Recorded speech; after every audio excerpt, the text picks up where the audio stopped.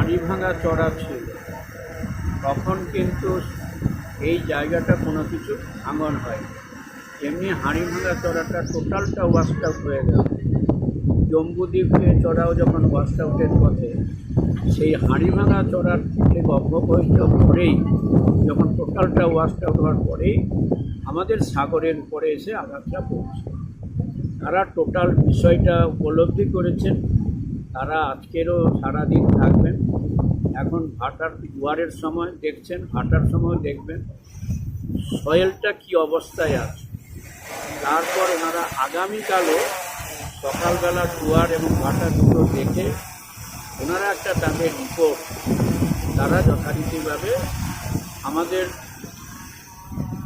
সেচ দপ্তরের যিনি প্রিন্সিপাল সেক্রেটারি তার কাছে জমা দেবেন এবং এবছর গঙ্গাসাগর মেলার প্রেক্ষাপটে কীভাবে সেটাকে